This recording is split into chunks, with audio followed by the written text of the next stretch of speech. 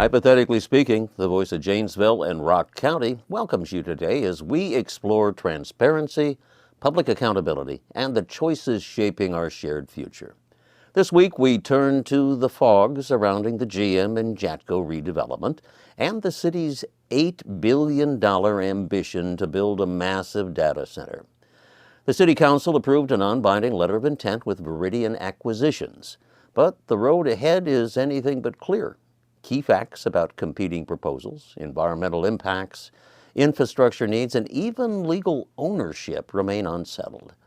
And the public, so far, has been offered only fragments. One of the biggest points of confusion is water use. Contrary to early impressions, it is Providence' proposal, not Viridian, that proposes the far heavier consumption. Provident estimates 80,000 gallons per day per building and peak use above 310,000 gallons per building. Viridian instead proposes a closed-loop air-cooled system averaging 6,400 gallons per building. That difference matters for infrastructure planning, for long-term sustainability, and for public trust. Yet clarity on these numbers has been slow to reach residents. Ownership of the land is no clearer. The city issued a $3.5 million payment to Commercial Development Company, the last recorded owner, but the company has not cashed the check. The matter now rests before a compensation condemnation jury, which must decide whether the city's jurisdictional offer constitutes an actual transfer of legal title. City officials have suggested the city already holds jurisdictional title, but without acceptance of payment or a court ruling, which remains legally gray. And we must ask, can a project of this scale move forward on uncertain grounds? Even more curious, Viridian has offered the city $10 million for the site, almost triple the amount offered to CDC. That gap in valuation raises questions the public has every right to understand before agreements are really finalized. But public information has been sparse. The city cites confidentiality and fairness. Residents, reporters, and open records requesters hear little more than summaries, and much remains behind the curtain. The letter of intent sets a 60-day window for a purchase agreement, followed by 120 days of due diligence, but without clear title, full disclosure, or public access to the basic terms, the path forward is clouded. As Council Vice President Larry Squire put it, this is, quote, a letter to learn, not a letter to do, end quote. And that honestly matters. Our editorial position is simple. Janesville deserves transparency.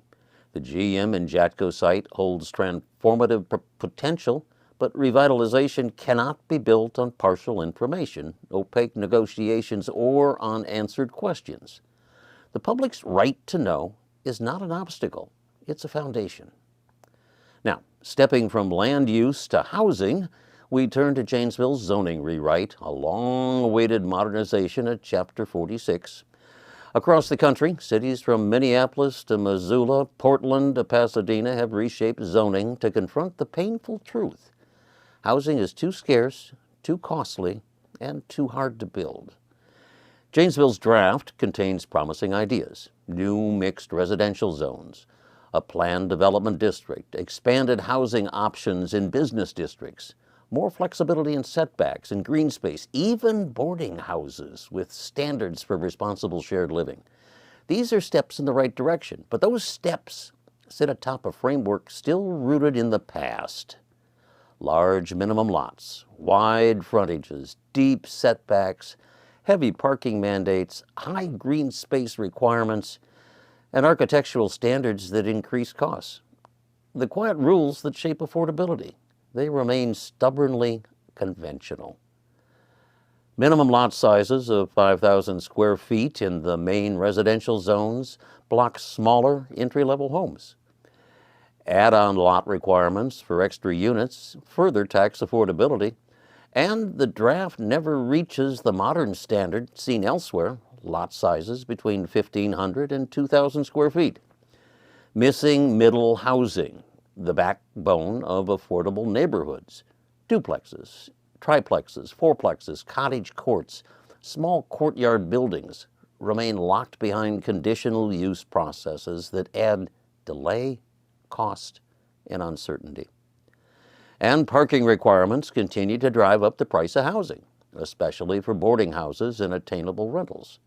Nationwide, best practices are moving toward eliminating minimums entirely.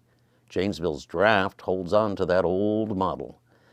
And yet the draft contains the seeds of a modern, flexible system: mixed residential districts, housing permitted in business zones, shared parking tools, setback averaging to allow gentle infill.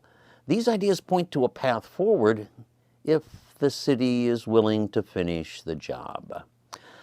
Our editorial board believes Janesville's rewrite is progress, but not enough.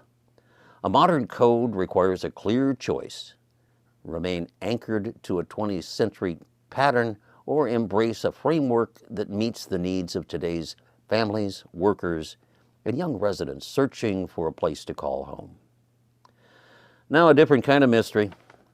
A reader from Clinton asked, what happened to the $70 million President Obama supposedly approved for the GM cleanup? Why wasn't the job finished?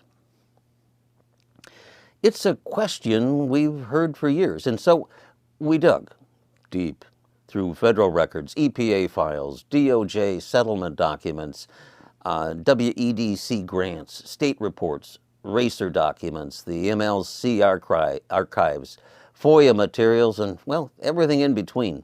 Here's the truth. The $70 million appropriation never existed. The largest documented allocation for Janesville from the old GM settlement was $210,000.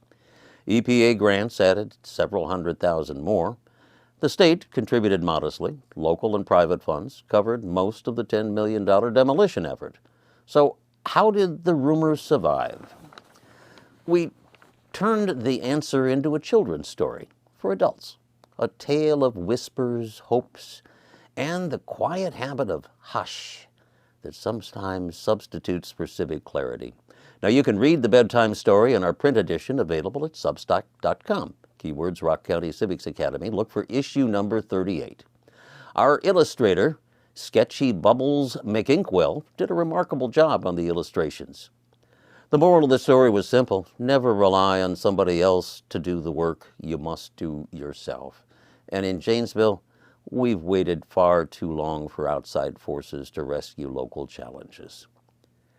Community matters, and we thank Havana Coffee for supporting local journalism and civic spaces where ideas percolate and conversations really matter. We also thank attorney Tim Lindau and the Nowlin Law Firm for supporting civic education and democratic renewal across our region. You know, with partners like Havana and Nowlin, we continue building a culture of engagement that honors both tradition and transformation. So we end with a call. Leadership is not about ego. It's about service. It's about showing up, listening deeply, acting with purpose.